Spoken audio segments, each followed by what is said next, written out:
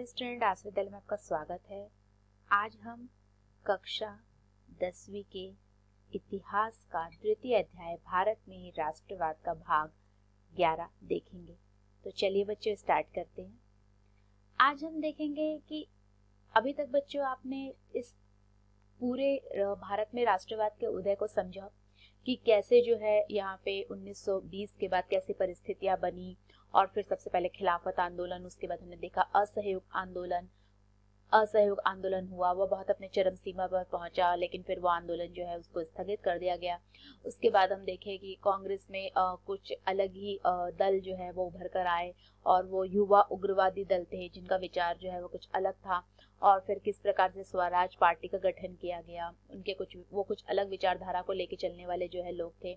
उसके बाद हम देखते हैं कि फिर से जो है यहाँ पे बहुत सारी ऐसी घटनाएं, हर साल कुछ ना कुछ ऐसी घटनाएं होती गई जिन्होंने भारत में राष्ट्रवाद के उदय में और राष्ट्रवाद में जो है अपनी महत्वपूर्ण भूमिका अदा करते चले गए। फिर वो चाहे साइमन कमीशन हो, साइमन कमीशन के बाद हम देखते हैं कि किस तरीके से इसका विरोध हुआ और सविनय अवज्ञा आंदोलन भी प्रारंभ होता है। सविनय अवज्ञा आंदोलन का 2 चरण में वो दौर चला, 2 चरणों में वो पूर्ण हुआ। उसके बाद वो आंदोलन भी यद्यपि असफल जरूर हो गया था, लेकिन उन्होंने ब्रिटिश हुकूमत को जो है अब पूरी उनकी नींद उड़ा दी थी और अभी समझ गए थे कि भारत जो होता है अगर जल्दी हम लोग अगर दमन की नीति या जल्दी इस पे स्ट्रिक्ट नहीं रहे भारत पे, तो अब वो समय दूर नहीं है जब भारत आजाद हो जाएगा। लोगों में बहुत ज्यादा जागरूकता आ गई थी, देश प्रेम की भावना का बहुत ज्यादा विकास हो गया था। और फिर देखते देखते देखे कि किस तरीके से जो है आगे चलकर भारत को स्वतंत्रता प्राप्त हुई थी। तो आज हम इन सभी चीज का निष्कर्ष के रूप में एक बार देखेंगे और एक महत्वपूर्ण जो आंदोलन है भारत छोड़ो आंदोलन, उसके बारे में भी यहाँ पर हम जो है उसका उल्लेख करेंगे। अंग्रेज सरकार के खिलाफ बढ़ता गुस्सा विभिन्न भारतीय समूहों और वर्गों को स्वतंत्रता के साझा संघर्ष में खींच रहा था। ब्रिटिश सरकार के प्रति सभी लोगों का गुस्सा था, सभी समुदाय का गुस्सा था। बहुत सारे भारतीय समूह थे अलग अलग, जिनका सभी का गुस्सा किसके प्रति था? अंग्रेजी सरकार के खिलाफ था। क्योंकि अंग्रेजी सरकार ने जब वो भारत में शासन किए थे तो उन्होंने इस प्रकार की दमन की नीति को अपनाया था कि उन्होंने सिर्फ और सिर्फ अपने स्वार्थ के बारे में ही सोचा था। भारतीयों के हित के लिए उन्होंने कभी कोई कार्य नहीं किया, चाहे उन्होंने कोई भी कानून बनाया या फिर उन्होंने यहाँ पे रेलवे का विकास किया, जो भी कुछ अगर हम देखें तो उसका जो है यद्यपि उसका अप्रत्यक्ष रूप से भारतीयों को लाभ अवश्य हुआ, लेकिन किसी भी अंग्रेज का यह उद्देश्य नहीं था कि वह कोई भी ऐसा नियम बनाए या किसी भी तरीके का ऐसा कार्य करे जिससे कि भारतीयों को फायदा मिले या उनका लाभ हो सके। तो ये सारी ही चीजें जो है स्वतंत्रता के साझा संघर्ष में उन्हें खींच रही थी। महात्मा गांधी के नेतृत्व में कांग्रेस ने लोगों के असंतोष और परेशानियों को स्वतंत्रता में संगठित आंदोलन में समाहित करने का प्रयास किया था। महात्मा गांधी भारत में आए, उन्होंने यहाँ की दशा को देखा और उसके बाद जो है वहां पे जब वो कांग्रेस का उन्होंने कमान संभाली तो उन्होंने देखा कि लोगों में बहुत ज्यादा गुस्सा है, असंतोष है, उन्हें बहुत सारी कठिनाइयां और परेशानियों का सामना करना पड़ रहा है। और इन सभी चीजों को लेके जो है उन्होंने संगठित ये सारी चीजों का समावेश आंदोलन में किया और एक राष्ट्रीय आंदोलन जो है उसको उन्होंने प्रारंभ किया था। उन्होंने आंदोलन के जरिए पूरे देश को एकता के सूत्र में पिरोने का प्रयास किया था। ये महात्मा गांधी का बहुत बड़ी उपलब्धि है कि उनका जो आंदोलन था बच्चों वो जन आंदोलन था। जनता के हर एक तबके तक जो है वो आंदोलन की गूंज जो है वो पहुंची थी और लोगों ने हर गांव से गांव देहात सब लोगों ने जो है उनके इस राष्ट्रीय आंदोलन में अपना सहयोग दिया था। तो ये बहुत बड़ी बात है कि पहली बार भारतीय राजनीति में हम ये देख रहे हैं कि अभी जो राष्ट्रीय आंदोलन हो रहा है वो जन आंदोलन, एक सच्चे जन आंदोलन की इसे संज्ञा दी जा सकती है।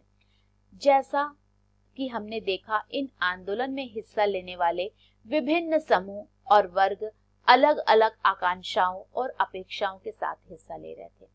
हमने अभी तक जितना भी लेक्चर देखा है बच्चों, आपने ये समझ लिया होगा कि इस आंदोलन में हिस्सा लेने वाले बहुत सारे समूह थे, चाहे वो मुस्लिम समुदाय हो या फिर दलित वर्ग का समुदाय हो, किसान हो, मजदूर हो।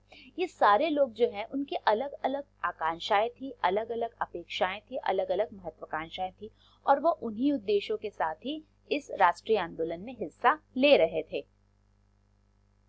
उनकी शिकायतें बहुत व्यापक थी, इसलिए औपनिवेशिक शासन से मुक्ति का भी सबके लिए अपना अपना अर्थ था। क्योंकि उनकी अलग अलग शिकायतें थी ब्रिटिश सरकार के प्रति, इसलिए औपनिवेशिक शासन से मुक्ति के लिए भी सबका अपना अपना अर्थ था। तो किसी के लिए कुछ और अर्थ था, किसी के लिए कुछ और अर्थ था। सबको मुक्ति तो पाना था, लेकिन अपने अपने उद्देश्य थे, अपने अपने लक्ष्य उनके जो है वो अलग अलग थे। आप ये चित्र देख सकते हैं, ये चित्र है 1942 के भारत छोड़ो आंदोलन का। भारत छोड़ो आंदोलन के दौरान बंबई में औरतों का ये जुलूस है, जो कि उस समय एक आम बात हुआ करती थी। बच्चों, अब एक चीज आपको जानना बहुत आवश्यक है। यहाँ पर एक आंदोलन है, वो है भारत छोड़ो आंदोलन।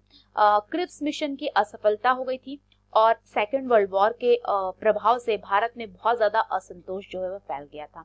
और इसके फलस्वरूप अब गांधी जी ने क्या किया था, गांधी जी ने घोषणा की थी कि अंग्रेजों को पूरी तरीके से भारत से जो है वो निकाल दिया जाना चाहिए। उन्हें अंग्रेजों को पूरी तरह से भारत छोड़ने पर मजबूर किया जाना चाहिए। और इसके लिए उन्होंने जो है 14 जुलाई 1942 को जो है वर्धा में अपनी एक कार्यकारिणी समिति में इस प्रस्ताव को रखा और भारत छोड़ो आंदोलन जो है उन्होंने प्रारंभ कर दिया था।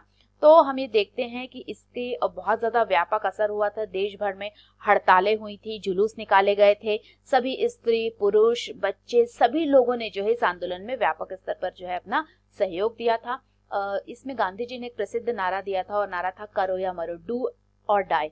या तो आपको करना है या आपको मरना है। तो लोगों में बहुत ज्यादा उत्साह था और एक ये भारतीय राष्ट्रीय आंदोलन का वो लास्ट आंदोलन था, जिसके बाद हम देखते हैं इसके बाद धीरे धीरे जो है 1947 में आते आते भारत को आजादी प्राप्त हो गई थी। तो ये 1942 में जो है ये आंदोलन प्रारंभ हो गया था। और ये आंदोलन जो था एक सच्चे जन आंदोलन हम इसको बोल सकते हैं, क्योंकि जैसे ही आंदोलन प्रारंभ हुआ था वैसे ही कांग्रेस के सारे के सारे जो बड़े नेता थे उन्हें जो है गिरफ्तार कर लिया गया था।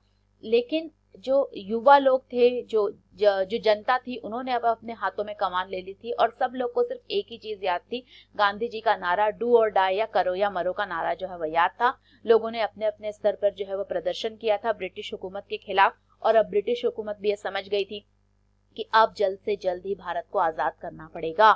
इसमें बहुत सारे लोगों का योगदान था, चाहे वो राम मनोहर लोहिया हो, अरुणा असफ अली हो, जयप्रकाश नारायण हो, ऐसे कई प्रकार के जो है लीडर्स हुए, जो बाद में उभरते हुए लीडर्स जो है हम इसमें देखने को मिले थे, जिन्होंने भारत में बाद में जो है भारतीय राजनीति में अपनी अमीर छाप छोड़ी थी। तो इस प्रकार से जो है बहुत सारे जो महिलाएं थी उन्होंने भी इस आंदोलन में जो है वो हिस्सा लिया था।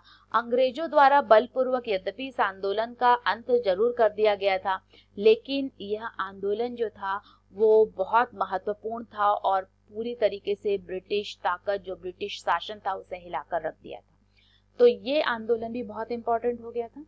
अब हम आगे देखते हैं कि जिस प्रकार से जैसे ये आंदोलन हुआ उसके बाद अगर हम देखें तो देखो कांग्रेस के अंदर जो है अभी हम देखते हैं कि राष्ट्रीय आंदोलन के समय में बहुत सारे ऐसे समुदाय हो गए थे, चाहे वो मुस्लिम समुदाय था या फिर वो दलित वर्गों का समुदाय था, जिनके अपने अपने जो है हित इस आंदोलन के द्वारा जो है जुड़े हुए थे और विभिन्न समुदाय के विभिन्न हित जो है थे। कांग्रेस ने इन विभेदों को हल करने और यह सुनिश्चित करने के लिए हमेशा प्रयास किया कि एक समूह की मांगों के कारण कोई दूसरा समूह दूर न चला जाए। क्या होता है कि जब बच्चों बहुत बड़ा जब हम देश की बात करते हैं तो बहुत सारे अलग अलग व्यक्तित्व, अलग अलग विचारों वाले लोग रहते हैं, समुदाय रहते हैं। तो कांग्रेस के समक्ष भी ये समस्या थी कि बहुत सारे लोग थे जिनके कुछ अलग अलग विचारधाराएं थी। कुछ लोग जो है वो उनके हित अलग थे, कुछ लोग के हित जो है आपस में उनका टकराव भी था। तो इस प्रकार से जो है उन सबको साथ लेकर चलना एक बहुत बड़ी चुनौती थी और कांग्रेस ने हमेशा ही इस ओर ध्यान दिया था कि अगर एक पक्ष भी जो है संतुष्ट रहे और ऐसा ना हो कि एक पक्ष को संतुष्ट करने के चक्कर में कोई दूसरा पक्ष जो होता है वह असंतुष्ट ना हो जाए। और यही वजह है कि आंदोलन के भीतर अक्सर बिखराव आ जाता था। तो यही एक इम्पॉर्टेंट रीजन था जिसकी वजह से क्या होता था कि या तो कभी आंदोलन में किसी एक पक्ष ने भाग नहीं लिया या फिर कोई दूसरे पक्ष से अलग हो गए, उन्होंने अपना सीमित दायरा रखा, जिसके कारण जो है अक्सर क्या होता था कि आंदोलन में बिखराव की स्थिति पैदा हो जाती थी।